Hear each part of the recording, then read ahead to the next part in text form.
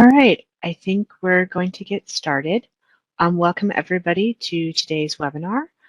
And I think we're going to move on directly to our next slide, Lauren. Thank you. So this webinar is about the University Training Research Program in the Fossil Energy and Carbon Management. Next slide, please. So again, welcome. Oh, it looks like we didn't quite update this slide, but the objective of this webinar is to let everybody know about our University and Training Research Program and the various opportunities that are associated with it or have been associated with it in the past. We're going to be talking a little bit about the mission and priorities of NETL in general, and in particular, the cross-cutting research program. We're also going to touch base on NETL's engagement with different universities and the program in general. And then we're also going to have some discussion on how to go about doing business with the federal government and how to effectively respond to NETL's funding opportunity announcements. Next slide, please. We are recording this webinar. The webinar will be recorded and posted. It'll be under the News and Events tab on the upper right-hand corner of the website, and it'll be under Conference Proceedings. If you are connected to the audio and having trouble, we recommend that you use the phone call option. All attendees are muted, and you will not be able to hear questions. We will not be able to hear your questions. So please use the chat box when you logged in to answer questions. We will try and answer questions as we go along, as we are able to, but at the end, we'll go through and we'll answer your questions to the best of our ability. If we do not have time to answer your questions, we'll post the answers to those questions at the same location as the webinar recording. Next slide, please. So I am Sarah Nathan. I'm a federal project manager on the Integrated Carbon Management team, and I am kind of the MC for today's event. We're going to have a little overview of NETL's University Training and Research Program with some presentations by Alan Perry, Sandra Herrera, Sydney Cradle. And then we're also going to have a little presentation on the Mickey Leland Energy Fellowship Program.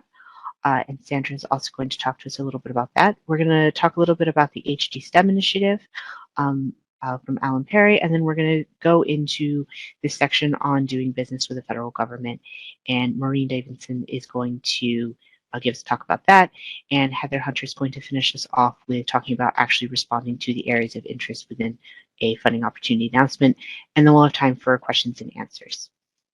Next slide, please. So I think with that, I'm going to introduce Sydney Cradle. Sydney is the technology manager and all-knowing person when it comes to the University Training and Research Program. And take it away. Thanks, Sarah. You set the bar high. I am let's level set right now. I'm not the all-knowing, but I am Sydney Cradle, and I am the technology manager. Well, actually, I have multiple hats. So one of them is to be the technology manager for this University Training and Research Program. And then also currently right now, I'm an acting senior fellow for computational sciences and engineering for NETL. So, you know, I'm sure there's professors on the line that know that, you know, wearing the multiple hats and always just, at the end of the day, just trying to do your best, right? First of all, I want to say welcome. You know, welcome to everybody who has joined us today. I see a lot of new participants. I love the you know, hopefully with, you know, new folks is new energy around it. I think you'll see a lot of good activities through this program, and hopefully you'll see yourself reflected, and you'll be able to see yourself, you know, being a part of our activities, hopefully into the future. What I want to do is basically give an overview of the program. For some of you who've done our webinar recently, I think we just had a spring webinar in I want to say April or May, I forget. You know, so it's going to be some of the same information, but hopefully, you know, you're getting your reps in, and hopefully it's good and productive for you overall. And before I get started, though, I did want to acknowledge our new headquarters personnel. So first I want to acknowledge Alan Perry, and you'll hear from him later today. but I want to make sure that he has make sure that we acknowledge him as well. So currently he's the Director for Office of Workforce Management and Administration within the Office of Fossil Energy and Carbon Management. Alan, do you want to introduce yourself?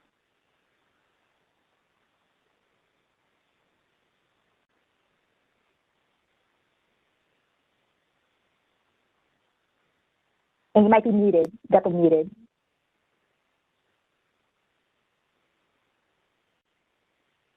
Apologize. There you go. Yes, we can hear you now. The dreaded double mute.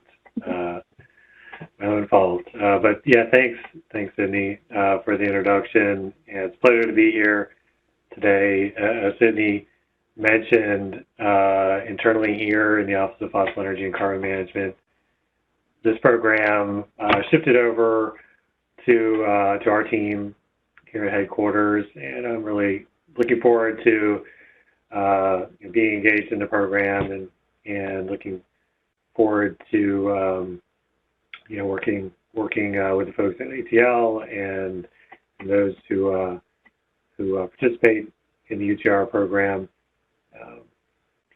So welcome everyone, and I look forward to sharing a few more thoughts in a little bit. That's excellent. Thanks, Alan. I appreciate it. And one of Alan's direct reports is the program manager for this program, University Training and Research, is Sandra Pena-Herrera. You'll also hear from her later on, but I want to give her the opportunity to introduce herself again. So, Sandra, did you want to say hello? Sure. Hi, everyone. My name is Sandra Pena-Herrera.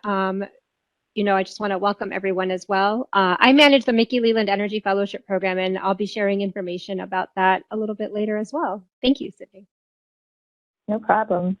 So I wanted to make sure that, especially new folks that are just getting oriented to our program, that you guys know who are the main faces.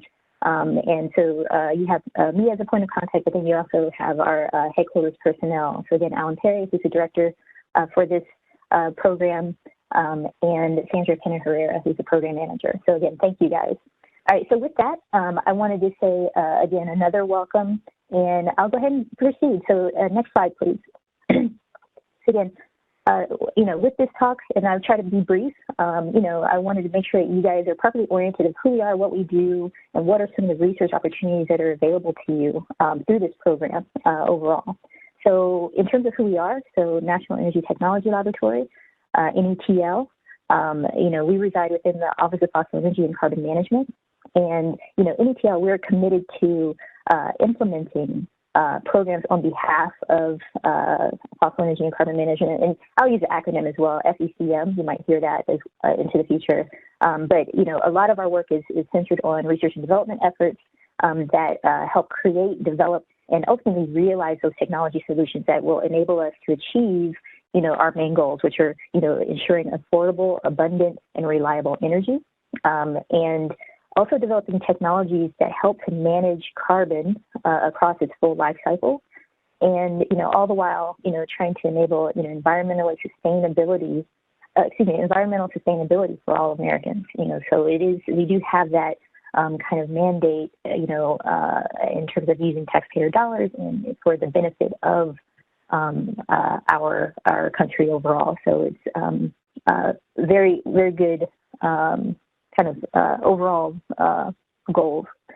And, in order to do that, we provide technical solutions, and what we try to do is convene and bring people together in service of, trying to conduct meaningful R&D and, again, to be responsible stewards, not just of taxpayer dollars, but also of the environment overall.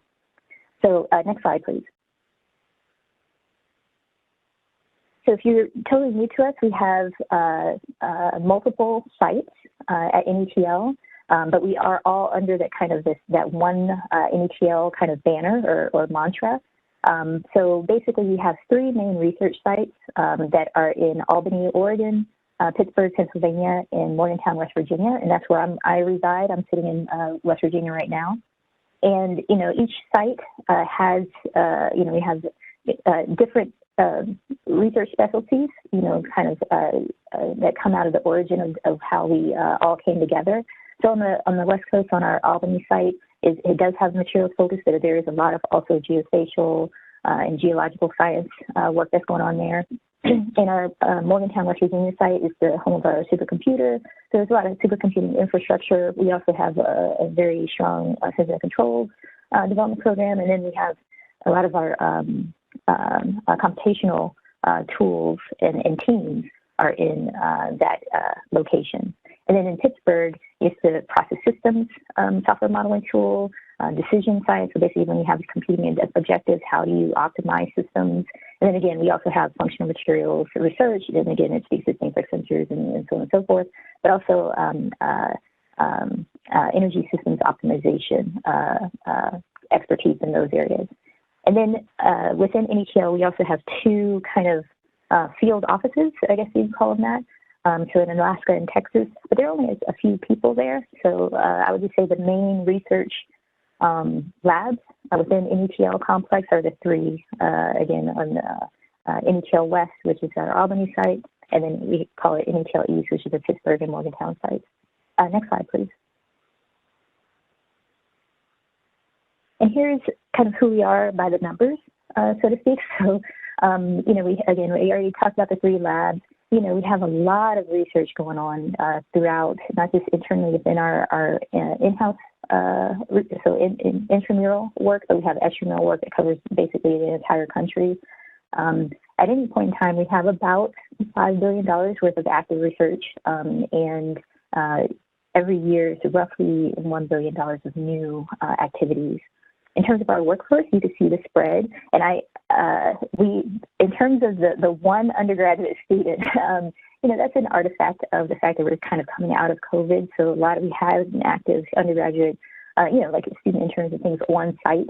But because of, you know, when we kind of shut down and did for COVID, you know, a lot of our graduate students that were on site, you know, we had to, those are, you know, hopefully things are opening up and those numbers will come back even stronger overall. But at any point in time, we have a lot of students on our extramural side at our different universities and things like that, university partners, excuse me.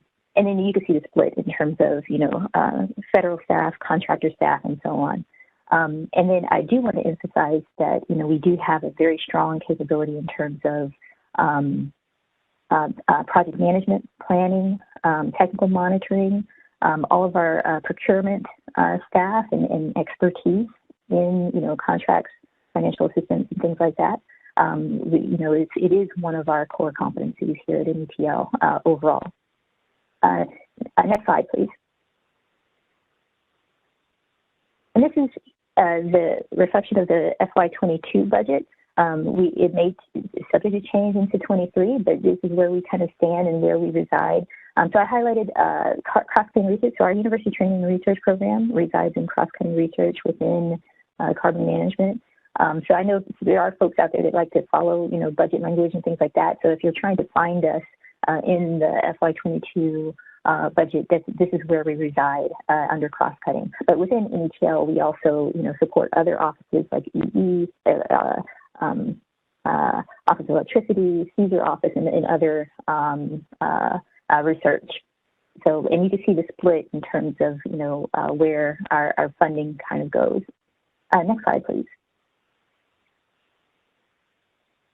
Okay, and again, so university training research is right there within cross-cutting research.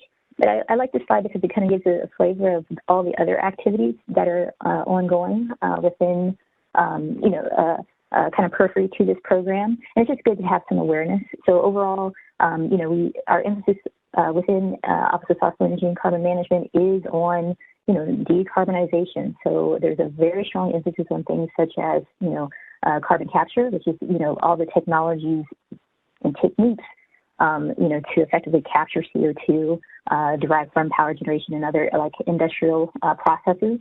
And then we have CCUS, so, you know, carbon capture, utilization, and storage. So basically the technology and techniques and innovations that are needed in order to enable safe, permanent CO2 storage overall. And then we have rare earth elements and critical minerals. So it's talking about, the extraction, processing, and manufacturing technologies around, trying to improve or increase the domestic supply of critical minerals and rare earths,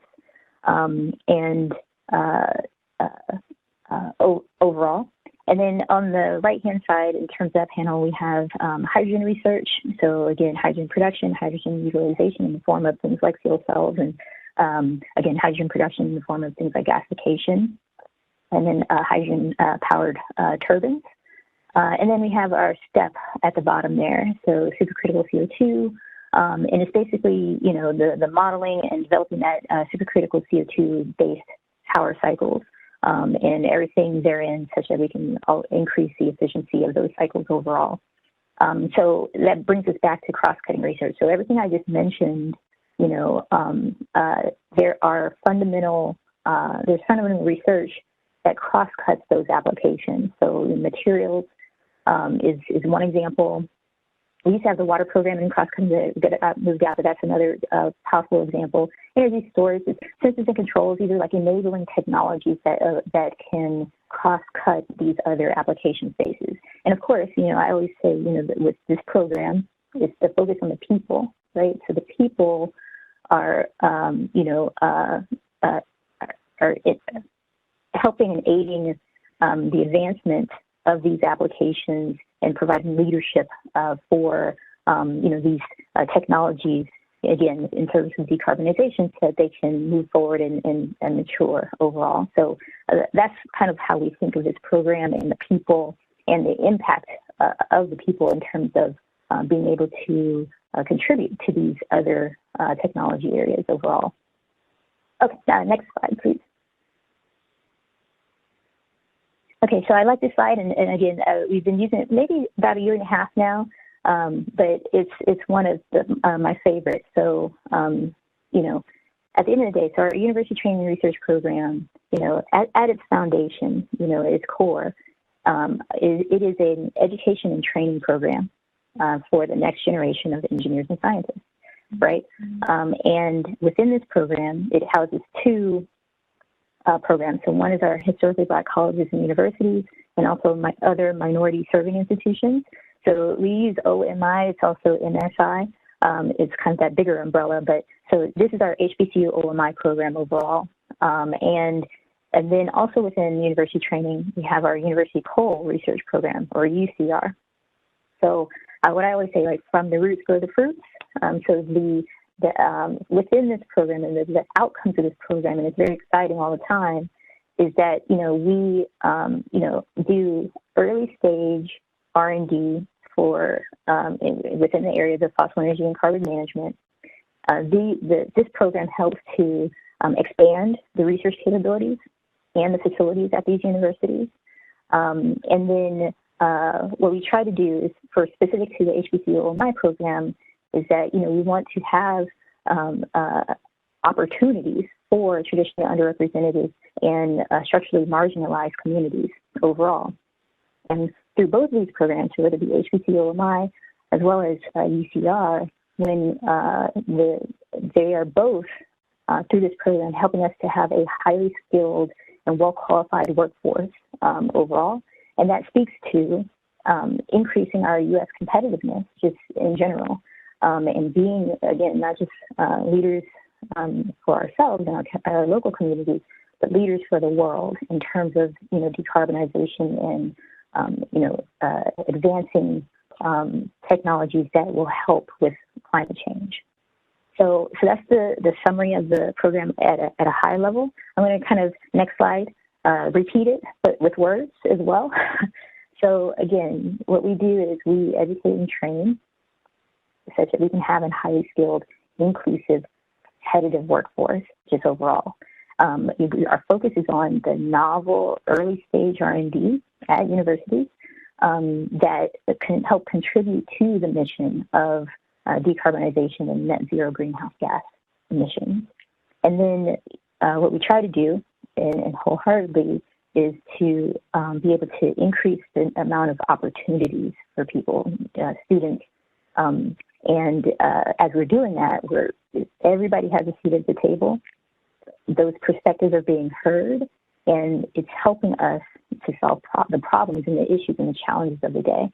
And then lastly, you know, through our programs and the research opportunities that we do provide, we are very keen to make sure that the skill sets, the underlying, so you have the research, the top line, right? The underlying skill sets that these students are getting, you know, they are translatable and such that they can, you know, it can aid them wherever they go, whether they stay in an energy sector or they go off into different sectors. And we want to make sure that they are equipped to make sure they are productive and contributing, you know, and have longstanding, enduring careers wherever they choose. So it's very important to us, and it's a very exciting, like I said, program overall. Next slide. Okay, so what's ahead of us, right? And so, you know, let's circle back to why we do it. You know, of course, we want to build people up. We are providing students and young people with research opportunities. But, you know, what are the challenges of the day, right? So, the research that we're doing, and again, we're helping students and we're providing for their academic careers, but the vehicle that we use to do that is technology development in service of trying to achieve and provide solutions for our goals. So the number one goal of the day is decarbonization, just overall. We have, you know, there's some executive orders that came out in 21 that said that, you know, we basically put down a mandate that we wanted to have a 50% reduction in greenhouse gas pollution by 2030. And specifically, we also wanted a carbon neutral power sector by 2035 and a full-blown carbon neutral economy by 2050. So, you know, again, the number one goal is to rapidly decarbonize, and those are some of the aggressive goals, you know, which really, you know, if you look at it, I mean, we're sitting in 2022, 2035 is right on us, right? So if we want to have solutions to be able to meet those goals and meet those challenges, we need to be working toward that right now with all hands on deck contributing. So next slide, please. So in response to those goals, Fvcm has mapped out a strategy, or what they're calling a strategic vision. It just came out in 2022. I want to say it came out in April, maybe, so very fresh still. And I've made my way through the document now. I'm making my way again, and I'm trying to absorb all the information. It's just pretty rigorous and comprehensive, but it really lays out very well. You know, it lays it all out in terms of the strategic directions, the research priorities for Fvcm, and moving forward in terms of the net zero greenhouse gas emissions mandates and things like that. So the strategic directions as set forth by this vision include advancing justice, labor, and engagement. Also, of course, you know, advancing carbon management towards that decarbonization, and then advancing technologies that lead to environmental sustainable energy overall. So next slide, please. So moving forward, there are 5 priority technical areas for Fvcm, and here they are. So the first is point source capture, which, you know, they're trying to reduce the cost and advance the deployment of commercial scale point source capture technologies for both power and industrial sectors, kind of coupled with permanent storage.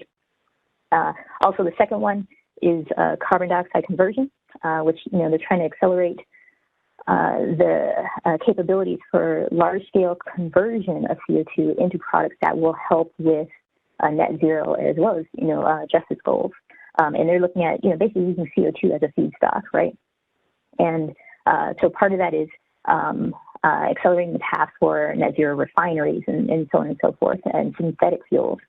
Next, after that, the third one on the top row there is carbon dioxide removal. And basically, you're looking at different CER techniques to help support things like, or other initiatives such as carbon negative shot. And I think they're trying to get to $100 per net metric ton of CO2 equivalent.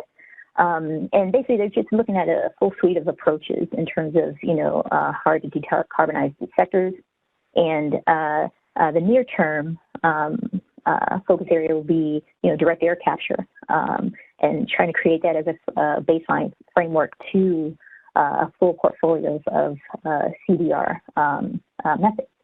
And then the last two here at the bottom, so reliable carbon CO2 storage, I kind of hit on it previously, but it's basically, trying to have a firm foundation to have successful CO2 transport as well as storage overall, and make advancements in those technologies to help facilitate that. So large-scale transport, large-scale storage facilities. They're also talking about things like regional hubs and things like that. And then lastly is hygiene production. Fvcm is investing in hydrogen production coupled with carbon capture and storage technologies, that are kind of, can we generate hydrogen from carbon-based feedstocks, so things like biomass and so on and so forth.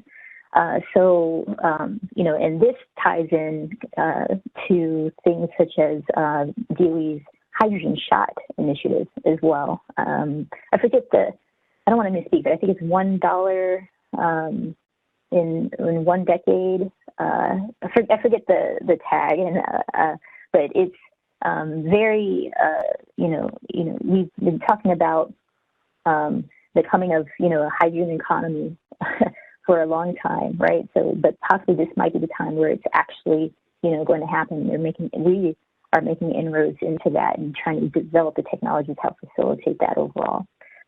Okay, so the next slide. All right, so, within this program, so I talked about, basically some of the near-term and the long-term research goals. And again, at the high level, we're going to continue what we've always done in terms of, training students, but also conducting technology development, right? And, one of the key things in that is, and the key role for NTL and programs such as this is to try to explore those new, now, next type of disruptive ideas, right? So a solution into the future, so if we look at, it's like a technology development volcano. The future solution is at the top. It's basically a solution that is out in the industry that's solving a problem.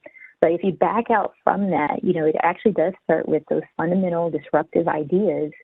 And there are a lot of them. Not everything makes it through. Not everything matures. Not everything is viable. But traditionally and consistently, the new ideas come from the universities, right? So we need the universities, and we are very proud of these university collaborations because we get to see the new perspectives, and we get to see the genesis of ideas that become solutions of tomorrow, right? So University Training and Research Program is that early stage R&D, TRL2, and I'm talking stuff that comes out of, we're an applied lab, so everything that we do is applied, but we take fresh concepts out of things like Office of Science, and we are possibly applying them for the first time. So it's very disruptive. And what we try to do is, take those technologies, nurture them through the various stages, and actually, again, get them into the hands of industry in support of the high-level goals of decarbonization. So if we look at that solution at the top as like a flag on top of the hill, and like I said, if we're trying to reach the 2035, 2050 goals, and again, that's a flag on top of the hill, backing out from that, we need to be having those discussions, having those innovations of those new ideas, even from now, in terms of so that we can develop it and mature it so it is ready, such that we can meet our goals into the future. So, again, that's the key role, I think, that universities play, and that's why we're so supportive and wanting to make sure, as you guys flourish, we flourish, because we're trying to get those research outcomes as well. And again, we're trying to also invest in people and make sure that we're developing leaders and with interdisciplinary skills that can meet these challenges of the day as well. Okay, so next slide. And maybe I should have waited for this slide. So I think I've said everything here. We use applied R&D as a vehicle to train students, right? It's that early stage R&D. And then again, it's an opportunity from our perspective to explore those transformational concepts, those disruptive concepts, things that have legs, the things that are viable, because those research outcomes from these university programs help inform our NETL and Fvcm strategies and our future investments. So, you guys are almost like a prime mover in terms of the ideas, right, and the people and the perspectives that will help all of us, not just NETL, but, hopefully serve, the country and the planet, right, overall. So next slide. All right, so in terms of opportunities, so you're like, okay, that's great, but where are the opportunities, right? So here's the opportunities. We traditionally have, it used to be an annual funding opportunity announcement, an FOA. It's now become a multi-year FOA. And it's because we have more resources, we can do a little bit more, which is great. And it's basically nationwide competitive solicitation. So again, everybody's able. It's just you need the opportunity to compete, and have it be fair and so on and so forth. So that's what we're provided through this program. So we have R&D projects. They're awarded as grants, and they're typically 2 to 3 years, but it's not all the time. It actually varies with the areas of interest that we're calling for. And typical award size, and again, it varies, but typically it's about 400 to 500K. So 2 to 3 year projects, around 400 to 500K. And I put hyperlinks, but in later presentations, we'll go through, the process of, filling out an application and where do you find these opportunities overall. Next slide. So in recent years, this isn't everything, but in recent years, this is just showing the breadth of the different research topics that we've gone out with. And, showing that breadth, everything from quantum technologies through all the way to, TEA analysis, hydrogen production from different types of processes, whether it be electromagnetically assisted processes or other hydrogen generation processes. We look at that energy-water nexus in terms of, the trade-offs in one versus another. Energy storage. We also have looked at things like material supply chain, which is a very critical issue for the country, and so on and so forth.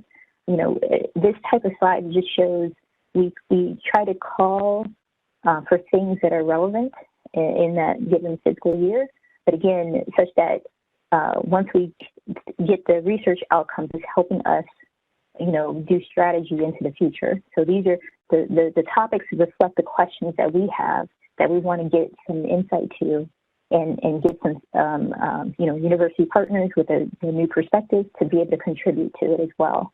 So it kind of shows, what we are, what we're interested in, right? So this is our research interests, and again, into the future, you'll see that they're more tightly defined into the states of carbon management and so on and so forth into the future.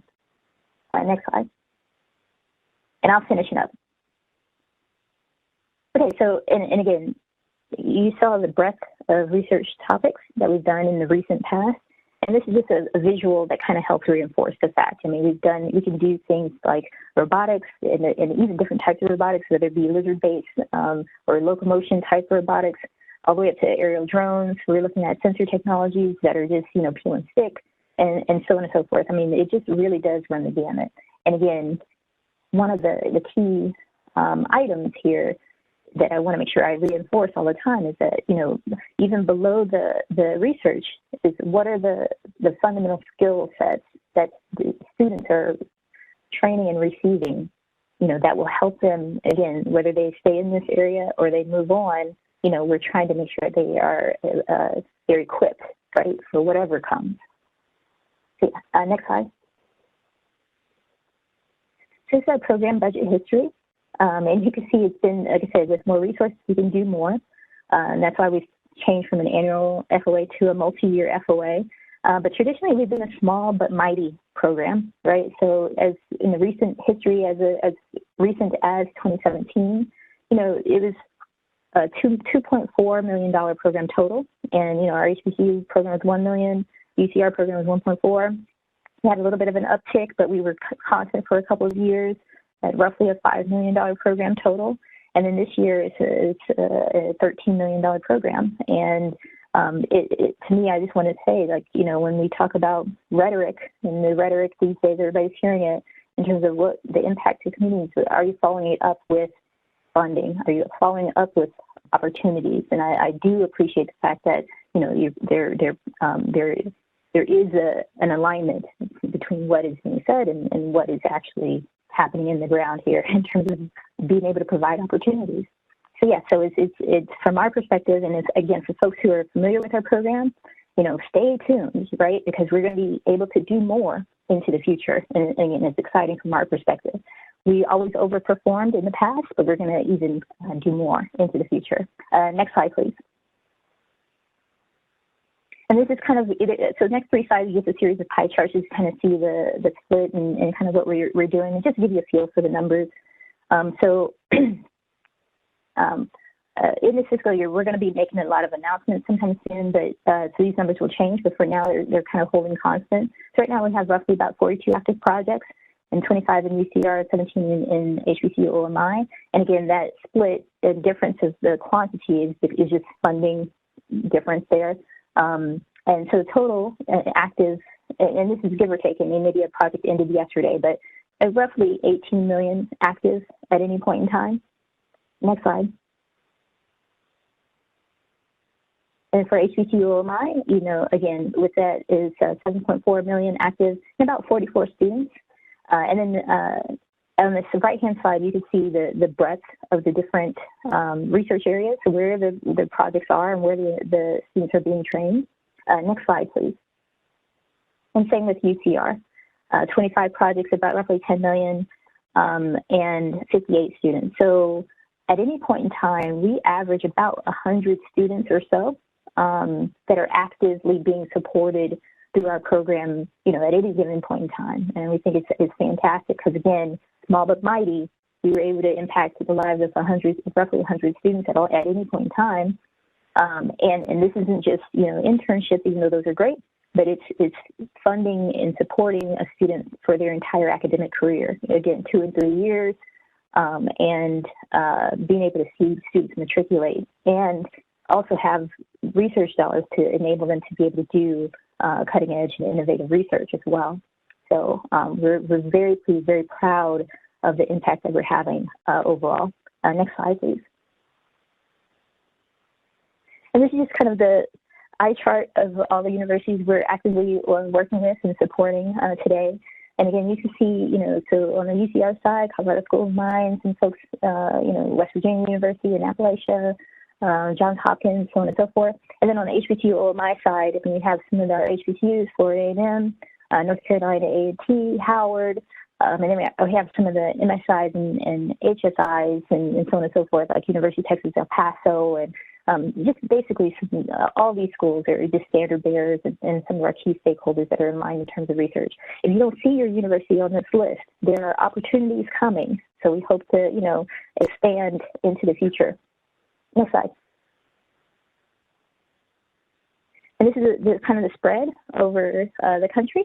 So this is our HBCU OMI program and what's current and active as of today. So again, 44 students, 17 awards, and kind of see the geographical spread. And then next slide, please. You can see the same information, but for UCR program. And it kind of tracks, because again, it's University Coal Research. It kind of tracks with the, coal seam is in Appalachia there. So it actually makes sense. But 25 awards and 58 students, that's not to say, like I said, if your state isn't represented or if your university isn't represented, please stay tuned. There are opportunities coming, and we hope that, again, we see you on the board, so to speak, and participating in this program. Next slide. And then this is, I promise, is the last couple of slides.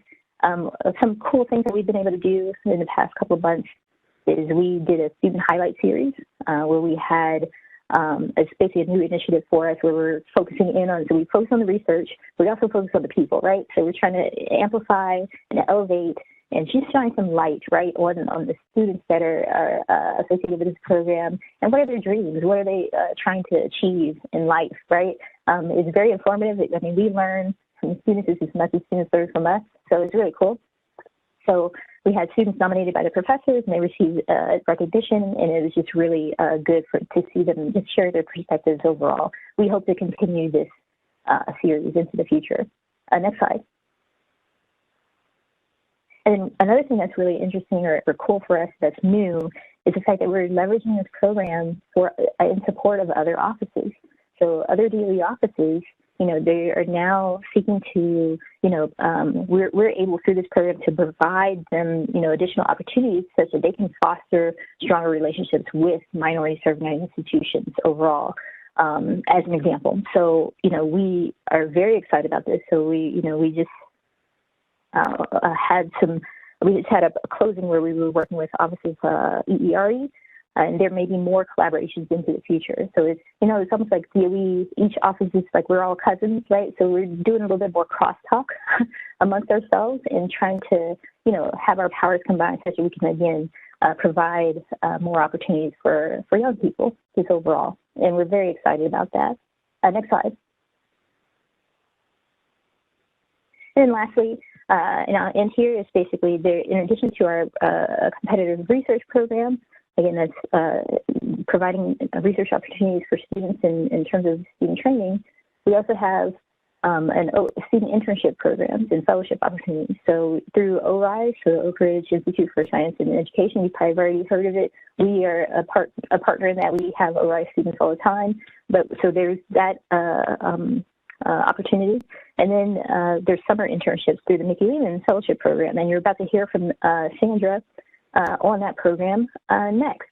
So again, excuse me, we are excited, and hopefully that wasn't too long, but I want to give you guys a comprehensive view again of who we are, what we do, what's important to us in terms of being able to provide new opportunities for people, but also again we use technology as a vehicle. We're trying to get the innovations, trying to get the new disruptive ideas from the university community such that we can achieve our higher level goals in terms of decarbonizing the environment.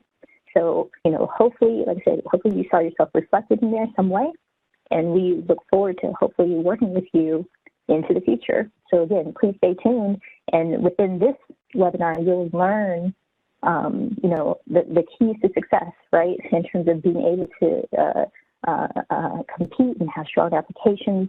And again, hopefully we'll see you in our portfolio soon. And with that, I'll go ahead and end and want to say thank you. And again, thank you for attending. I appreciate it.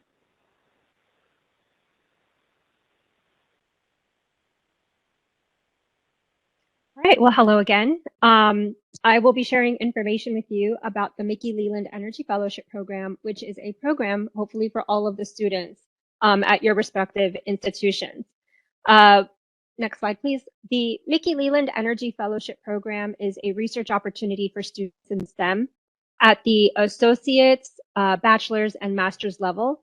It is a 10-week program that takes place during the summer. So we currently have our 2022 class of fellows partaking in the program. Each participant is paired with a mentor who is a senior scientist or an engineer within the DOE network. And these researchers develop a challenging project that can be completed in a short amount of time. Our mentors guide students through project completion with the hope of increasing their confidence in their research abilities and increasing their interest in the work that we're doing at our national labs and at headquarters. As a part of this program, participants write a technical paper and give a presentation on their research and findings. The presentation is delivered using PowerPoint to their peers and also to our leadership during the technical forum. Next slide, please. This slide just shows you a few of the areas where current and past participants have focused their research. A lot of the projects for this year have focused on decarbonization, machine learning, artificial intelligence, REEs and critical minerals, as well as another huge area for this year. But they can really fall in any of the work that is being done within Fvcm. Next slide, please. In order for students to be able to apply, there are certain eligibility criteria that must be met. Students should be at least, or applicants should be at least 18 years of age. They must also be a US citizen, have at least a 2.8 GPA, and also be enrolled full-time in a STEM degree program at the associate's, bachelor's, or master's level at the time of application. They also need to be at least a college sophomore or higher. In addition, selected students commit to participate in the program for the full 10 weeks, as well as attend an orientation and present their research findings at the technical forum. So in addition to possibly traveling to their site for the summer, there is also an opportunity for these students to come to Washington, D.C. to partake in the orientation, where they'll hear from our leaders at Fvcm and at DOE, and then also attend the technical forum to do their own presentation of what they've learned during the summer. We have an online application that will hopefully be open by this September for the 2023 program. As a part of that application, students submit all of the general information, educational background, history, as well as responses to two short answer essay questions. Next slide, please. We offer a competitive stipend, which for undergraduate students is $650 per week, and for graduate level students, it's $750 per week. In addition to that, we provide travel to those that need to relocate in order to participate in the program if they will be on site for the summer. And we also provide a housing allowance for those that are relocating more than a certain distance from their hometown in order to participate in person. Next slide. Before I close, I want to share that we are currently developing our fall recruitment calendar. So please reach out to me if you would like for us to do a presentation to the students at your campus. This is the perfect timing to do that, as we are currently working on our calendar. We are available to do virtual information sessions. I do a more in-depth presentation about this program, and I also share information about some of the other programs we have available here at DOE. So I do hope to hear from you soon so that I can share this information also with your students. Thank you.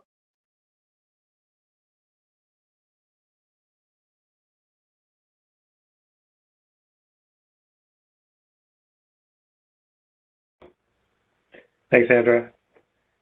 I just want to reiterate before I talk a little bit about HD STEM, that Leland Energy Fellowship Program has been around for 27 years, and it's a fantastic program. So I highly encourage everyone to take Sandra's offer up upon her offer to do a webinar or session for your students. It's a fantastic experience for students, at the undergrad or graduate level, come in and work in the laboratory. It's an excellent personal and professional growth kind of experience, excellent networking. We have a network of about 1,000 alumni from this program, so it's really a great initiative and opportunity for students. So we hope to see applicants from your institutions come the fall. And more than likely, we've probably had some students over the years from your institutions in the program. So I want to take a couple of minutes to talk about something that we're really excited about and focused on with respect to the University Training and Research Program, and it's this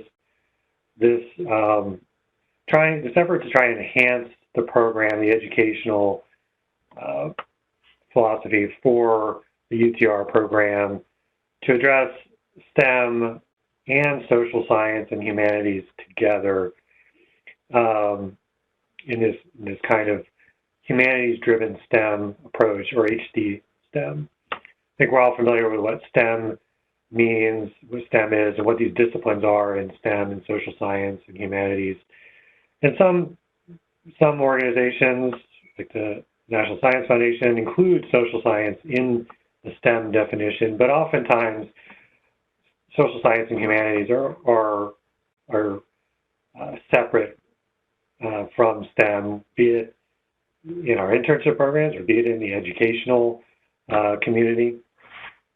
And so what we're really thinking about is how to foster ways to enrich STEM education and those who are in social science and humanities. By incorporating humanities into STEM programs to provide this kind of joint curriculum to expand the humanities students' problem solving as well as STEM students' problem solving abilities to tackle the issues that we face in the real world today and the years to come. And we can do this by incorporating social and cultural aspects that are critical to the success of the solutions, the technology solutions that we're developing and that your students are researching, be it part of the UTR program or other research endeavors. So, we really know that STEM can't function without humanities and vice versa, and we think that there's opportunities to really enrich the educational experience. Can you go to the next slide, please? Thanks. So IHC STEM, simply put, addressing or contemporary issues facing the globe today at the local, national, international level requires broader knowledge than gained in traditional STEM platforms. And we want to find ways to equip STEM learners with new ways of recognizing the impacts of their technological disciplines, resulting in an increased capacity to make decisions based on diverse points of view. So, leaders and decision makers who can employ a broader, more diverse range of ideas and knowledge will be better able to run businesses and governments in the future and react to different situations as they develop and arise. And, we're really aiming to support interdisciplinary curriculum at the university level to enhance these skill sets and problem-solving approaches of STEM students. And this can result in, enhancements in critical thinking, embrace more open-minded and more socially aware points of view of the challenging issues in today's problems. So, and can you go to the next slide?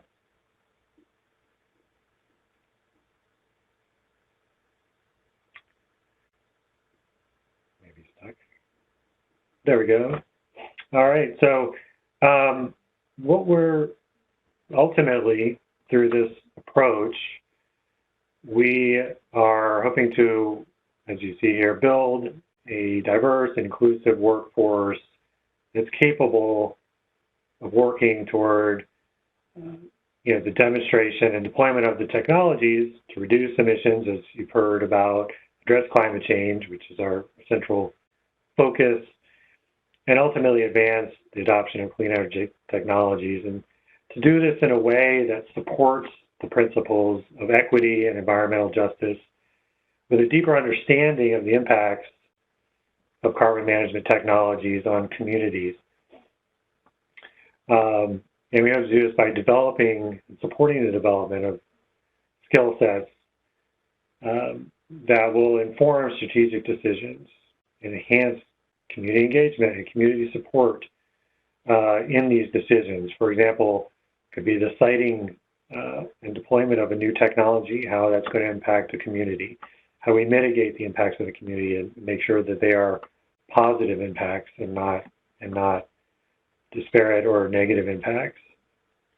And then finally, finding ways to support and increase educational opportunities for students in social sciences focused on STEM and humanities majors to engage in interdisciplinary learning, helping students learn from each other and breaking down any barriers, interactions between those and among those disciplines, and helping students learn from each other on these different aspects. So that's what we're really we're trying to do as a part of the UTR program, is really embrace a holistic approach to student education while we're also furthering our mission with respect to these clean energy technologies. So thanks, and I'll turn it back over to the next speaker.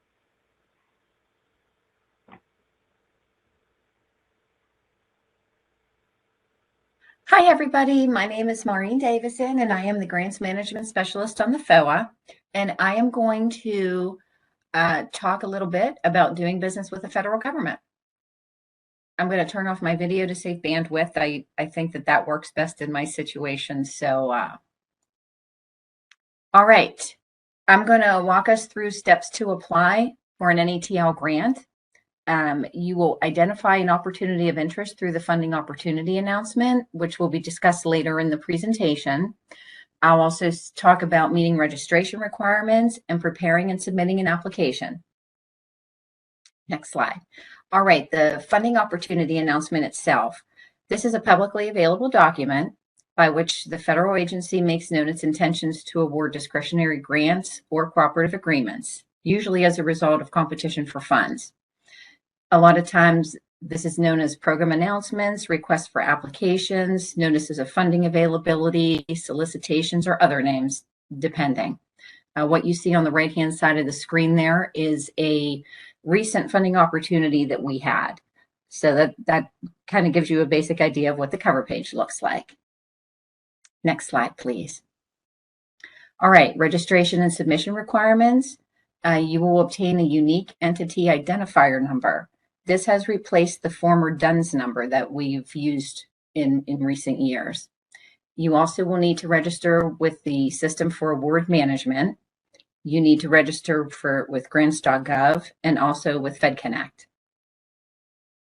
Next slide, please. In order to register with grants.gov, this is a three-step process. Your organization needs to have an authorized organizational representative to register.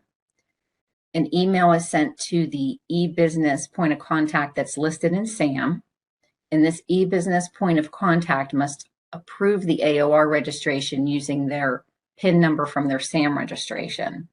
The AOR verifies that the registration was completed at grants.gov, and as you will hear me say numerous times in the presentation, grants.gov is where you'll submit your application package, which is why it's extremely important that you follow all of the directions for registration. Next slide. Thank you. Registration requirements for Fedconnect.net. Applicants must register with Fedconnect in order to even submit any questions. You would view and download the announcement documents or amendments through this portal, and this is how you communicate with federal representatives managing the announcement. Another important point, you need to allow at least 44 days to complete the entire registration process. This isn't something that can be done quickly, so please allow yourselves enough time. Questions. Any questions related to the registration process could be directed to grants.gov. There's also a phone number listed and an email address. And I know from personal experience, they are very responsive. Questions related to the content of the announcement must be submitted to the Fedconnect portal. And again, you must be registered with Fedconnect to even submit questions and view responses. Application preparation and submission. Applicants must download the application package, forms, and instructions at grants.gov. Applications must be submitted through grants.gov only. So again, you must register at grants.gov, and your SAM registration, the System for Award Management, needs to be updated annually. If you don't update that, you will not even be able to access the system. Applications must be submitted through grants.gov by a qualified, authorized representative. Next slide.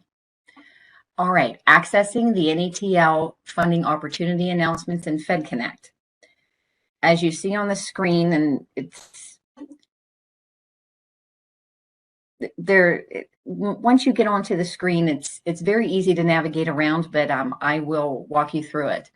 In an internet browser, you go onto fedconnect.net, And on the main page, you click on the Search Public Opportunities Only over on the right-hand side. Under the search criteria, you would select the issuing office, which would be the National Energy Technology Lab, and then click on Search. You would then find your opportunity that you want to view and click the hyperlink that's underneath the title. That takes you directly to the funding opportunity itself. Then you would click on the FOA reference number under funding opportunity to actually view the FOA instructions. And you see the little folder set up on the right-hand side. This is where all your pertinent documents are contained. To view amendments, you would click on the FOA reference number under Amendment 1. And this kind of gives you a bird's eye view of the entire funding opportunity announcement. Anytime there's an amendment, anything different or any kind of revision, this is where you're going to see it. All right, next slide. Thank you. All right, the help buttons are available on each page to assist you if you have trouble navigating through Fedconnect. To submit questions about the FOA or to submit an application, registered users click on the sign-in button there in the middle of the page. And you can click on Register Now to receive notifications and agency alerts, and also to view the message center. Opportunities to work with NETL. NETL research programs use the websites to post solicitations, funding opportunity announcements, receive proposals and applications, and disseminate other information for competitive awards. Again, entities wishing to participate in these solicitations must register at both Fedconnect and grants.gov. Proposals are only submitted through grants.gov. Additional information can be found at the NETL business website, which is listed there. And there's also an email for Fvcm announcements that you can sign up for to obtain further information. All right, the University Training Research Announcement, the FOA and application. Where you would start, all funding opportunities follow a standard format. There are 8 main sections with multiple subsections, as you see there on the screen, laid out in the table of contents and focusing on the complete life cycle of the opportunity. I'll say this probably a couple more times in the presentation. It's extremely important to familiarize yourself with the entire funding opportunity announcement and pay close attention to each section to avoid submitting a technically non-responsive application. The background description does what it says, provides information on what technology programs are funding the solicitation, and introduces the purpose of the actual announcement. The objectives and area of interest provide important information on each AOI. If and when you apply, you'll be applying to a specific area of interest. And that's why it's so important to read through the FOA requirements so that you know what is needed under your specific area of interest. There are different areas of interest could require different things. So that's why it's really important to familiarize yourself with the document. Also, pay close attention to the section titled Applications Specifically Not of Interest. That way, if whatever you're proposing, you'll know right off the bat if it is not of interest. So this section will help you avoid submitting a non-responsive application. An award overview. The estimated funding, number of awards, anticipated award size, and the maximum DOE share. This is the section that would give you all of that information. The estimated period of performance.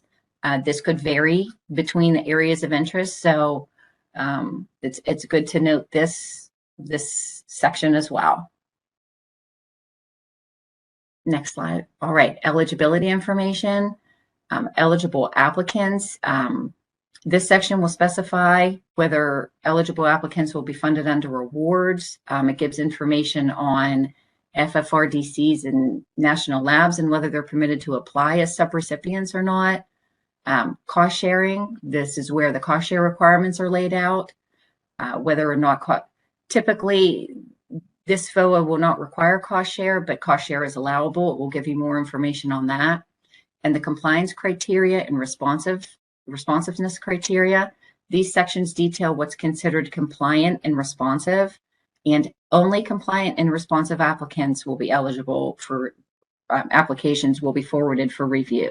So again, it's very important to make sure to read each section for compliance purposes. Application and submission information, the form and content requirements. All applications have to meet the specified form requirements under this section. Full applications, this is where you'll find details on the documents that are required in the applications. And again, it's a lot of information, but if you read through the document beforehand and see what all you need to submit, it might not seem so daunting afterward. Okay, next slide. Thank you. Okay, this is just going to go through some of the different application files that are needed. For instance, the SF424. This gives a lot of very pertinent information on who is submitting an application. This is a document that, as a grants management specialist, this is probably the first document that I look at. It gives me a bird's eye view of everything that's going on with the applicant. There's the project performance site location, the HBCU eligibility document, and this just gives more information on what you need to submit with your application. Okay, next slide. Thank you. The project narrative. This is a core item in the application package where the concept, technology background, research plan, and potential improvement to the state-of-the-art is presented. You'll see everything that the project narrative can include. Pay very close attention to the formatting requirements here, because if you do not stick with the formatting requirements, your application will not be forwarded for review. So it's another good reminder to just pay attention to all of those type of requirements. Next slide. Thank you. Again, more on project narrative, and there's a lot of information here because this is such a very important document in your application. There are project objectives, the merit review criteria discussions, relevance and outcomes. All of the information listed here is very important to have included in this project narrative when your application goes into the review process. Next slide, please. Okay, the application files, the summary for public release, the project management plan, and the environmental questionnaire. Again, very important to remember that these different documents have their own formatting requirements, page length, and spacing requirements that you need to pay attention to. And there's a link there in case you need it for the environmental questionnaire. Next page, please.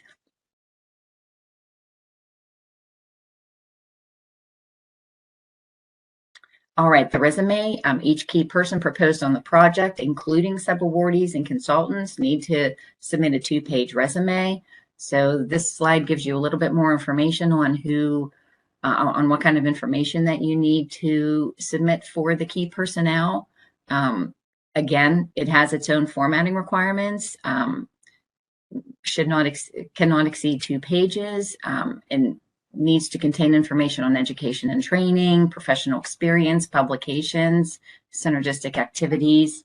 So again, back to the whole concept of familiarizing yourself with the instructions and really with the entire document will benefit you when you're filling out a lot of these forms. Next slide, please. All right, the budget justification document and the budget justification. These are budget documents that are obviously very important also to the application, and will be, if your application is forwarded on for review, these documents need to contain separate budget for each year. There is the Excel spreadsheet. There's a link there in case you need access to those forms. The budget justification justifies the costs proposed in each of the budget categories. So there's a lot of pertinent information regarding the two budget documents that we need. All right, application review information. Regarding review criteria. Full application merit review criteria. This section details the merit review criteria that the application will be judged by. Each merit review criteria should be addressed via information within the application.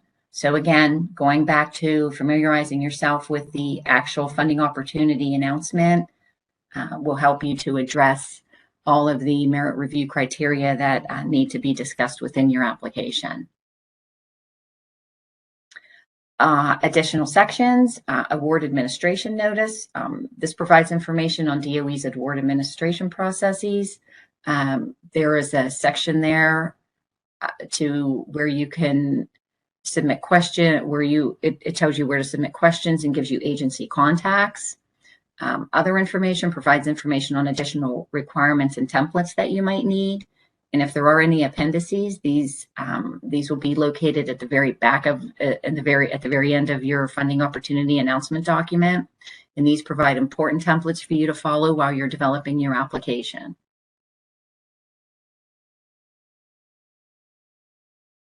Thank you, everybody.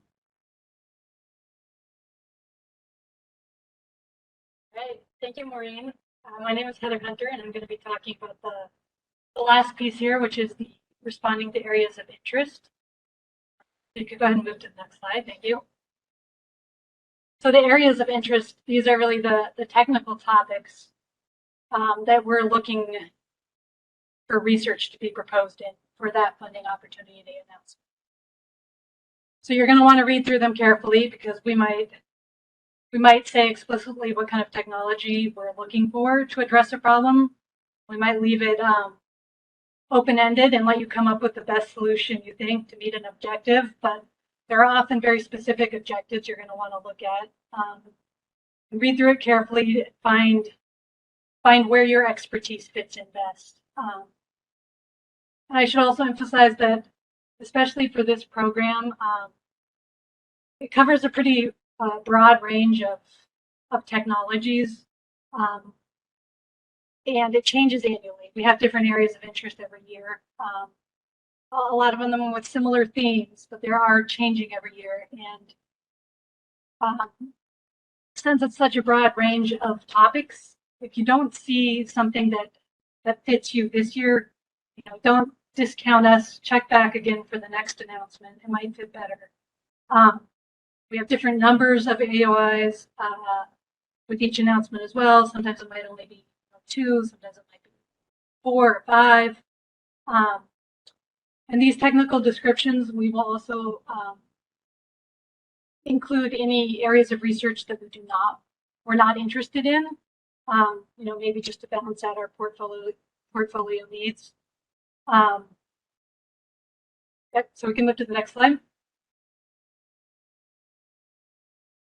Okay, so you kind of heard this from Sydney earlier, but here's just some examples of previous areas of interest through this program. You can kind of scroll through here and see what kind of projects we funded in the past. So you'll see some related to water management, a lot of sensor work, sensor development, machine learning, cybersecurity, and material development. So this just gives you a flavor. It's going to be different every year. These are the kind of projects we fund. And yep, I think we can move on. Okay, so when you're responding to a funding opportunity announcement, you're going to want to read the area of interest carefully to look at the specific objectives we're seeking, which might be quantitative objectives and what we want the technology to be able to achieve. But in addition to looking at that at the topic description, like Maureen emphasized, you're going to want to read the whole funding opportunity, because we don't want your application to not be reviewed because you didn't follow the instructions. You know, you might have a great idea and a great approach to achieving the objectives, but we have to be fair to everyone. And if you don't follow the instructions, then we can't review the application. So I'd point out here again, look for specific thresholds or requirements that could be different for each technology, for each area of interest. And we're going to want to see that in your application, that you've read those specifics and you have a plan to address them. And even though we do kind of have some common themes in our areas of interest year to year, recycling applications is not usually a successful approach because, you know, research moves fast, and what was state of the art a few years ago is not going to be now, and is not going to be probably specific enough to what we're asking for each year. So I think that's all I have here. Yep. Okay. And here's just an example of what an area of interest description would look like. So you can see, you know, we just describe what we're looking for, what kind of research we're looking for. And if there's a specific way we want you to do it, we will say that. So in this case, it's saying experimental or computational or a combination. And then down at the bottom here, you see these success metrics. So that's what we're going to want to see at the end of the project. But in your proposal, we're going to want to see that you have a plan to get there. Okay. Yep. Next slide, please. Okay. And then here's just a few, I guess, general suggestions for responding to FOAs. You know, these it's a pretty short window when they're open. They're often only open for 8 weeks from posting to when the proposal is due. So we suggest getting organized early. If you are going to bring in collaborators, you know, start talking to them. A strong application often has letters of support from any team members. And it is helpful to be, you know, as specific as possible as what any team members are going to be contributing to the project, what their expertise is. And a letter of support is going to strengthen the view of that team. And again, you know, make sure you get it on time so that we can review it. And if you have questions about the topic, about how to apply, you know, again, use Fedconnect to ask us questions while the Foas is open. And you can also see there if any other questions that have been submitted and answered.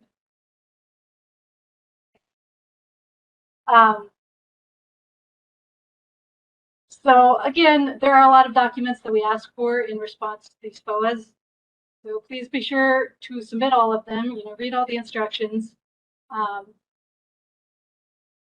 And, you know, the page limits, the margins, the spacing, all that. And then a big one is the cohesiveness and the consistency between all these different documents. So we're going to be looking at the whole package. You know, the narrative is a big piece of it, where you describe the overall approach, but we're also going to be looking at these other documents, you know, your budgets, your project management plans, and a strong application will be consistent between all of these. So, you know, if in the narrative you say you're supporting 3 students in the postdoc under this work, but your budget only has 1 student, you know, we're going to notice that. So just try and be consistent.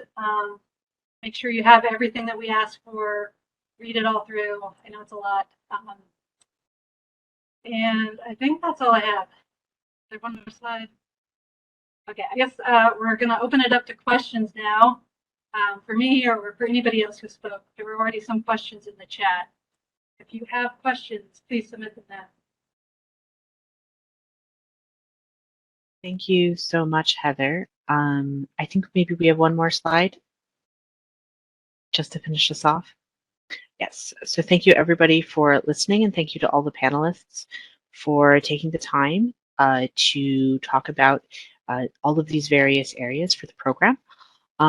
There were a number of questions in the chat. I believe most of them have been answered. To reiterate one that I saw asked a number of times, the slides and the recording of this webinar will be posted on the website. Heather, if you could pop that link into the chat one more time, that would be great. It will take us a few days to get the recording up because we have to make sure it's properly edited and everything, but we will get that up. So look for that, within the next week or two. If you have any questions, feel free to email us. I believe there was some contact information with when you registered for the webinar. And so if you have any questions or you don't see the recording, please let us know. And without, are there any other questions that anybody wants to pop into the chat that we can answer?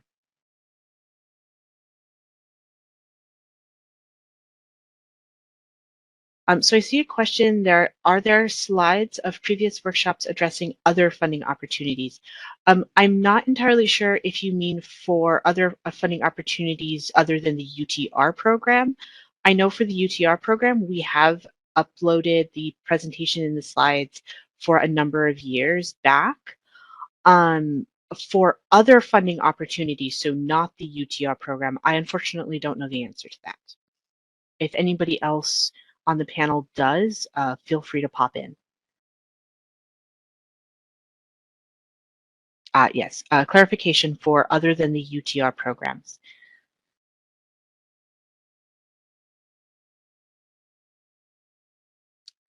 Sydney, I think you might be double muted. I don't hear you. Double mute. Yeah, Sarah, I think you covered it. Our focus with this webinar and our purview is just with this program. So, but I'll keep it in mind if there are other. So we gave links to Fedconnect, grants.gov, and so on and so forth. Those are kind of nationwide clearinghouses for all of kind of federal government opportunities to kind of go into. So that is a good place to start. But other than that, yeah, we don't have awareness for those types of archiving for other programs overall. Thank you, Sydney. And the conference proceedings website on the NETL website, there may be presentations that we're not aware of because those are not programs that we work with. But those are, available for anybody to look through. I see a question here that a link to access the presentation today. It will take us a little bit of time to get the presentation up, but it will be available. Previous presentations are available on that website. I see another question here. Can I'm not going to mistakenly pronounce your name. Can I suggest an idea, and would NETL comment on it?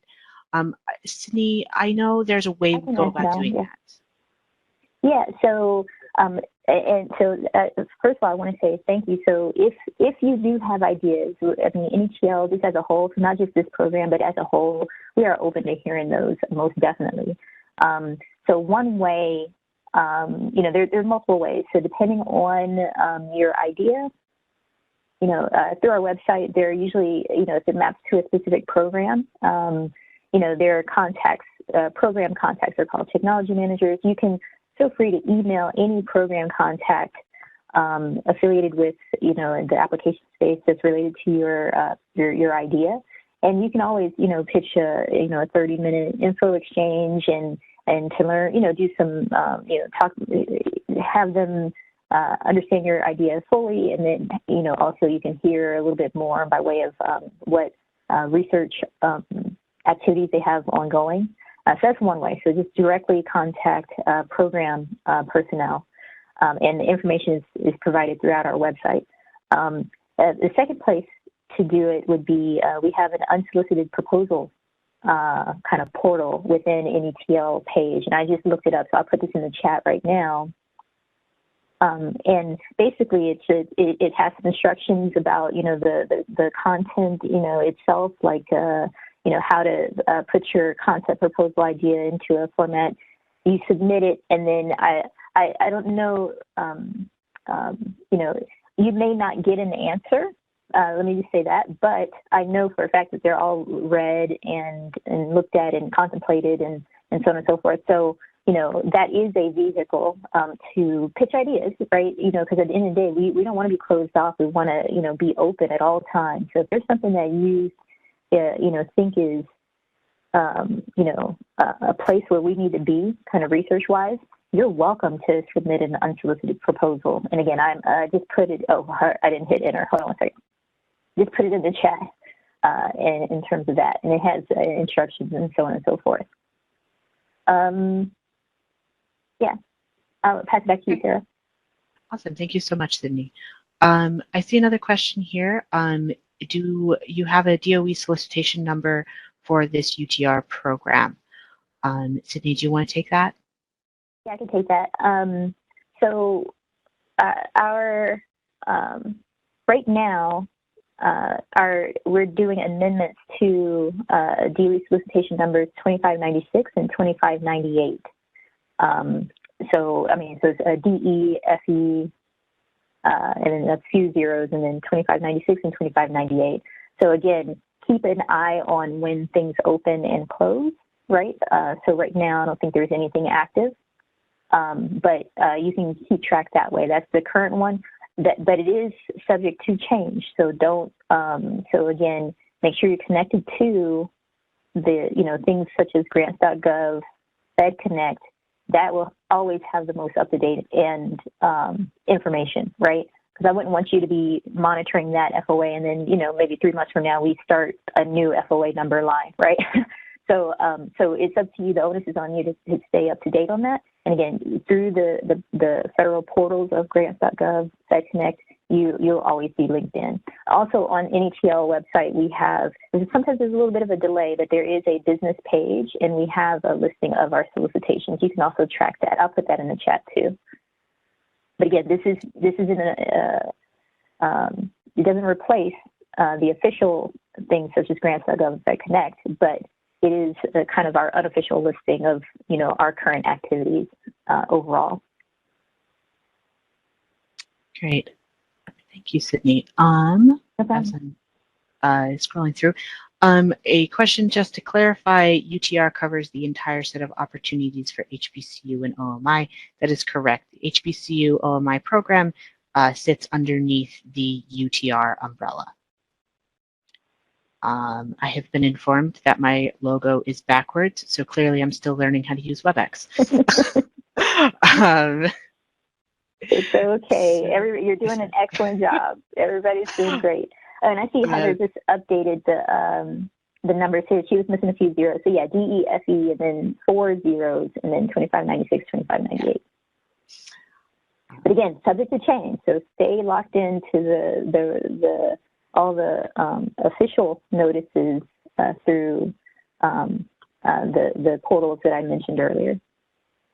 There is also on one of the slides, there is a Fvcm listserv that you can subscribe to. And I am not confident in saying that all solicitations, when they open, go through that, but it is a way where it is one way that you can also get information when it is released. But the most guaranteed is to stay on top of Fedconnect and grants.gov. Are there any other questions?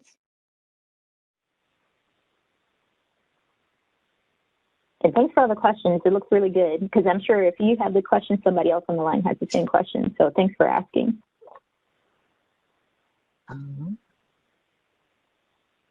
Great.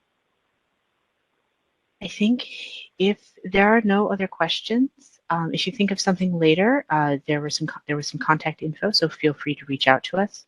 But if there's no other questions, I think we can call this webinar a wrap.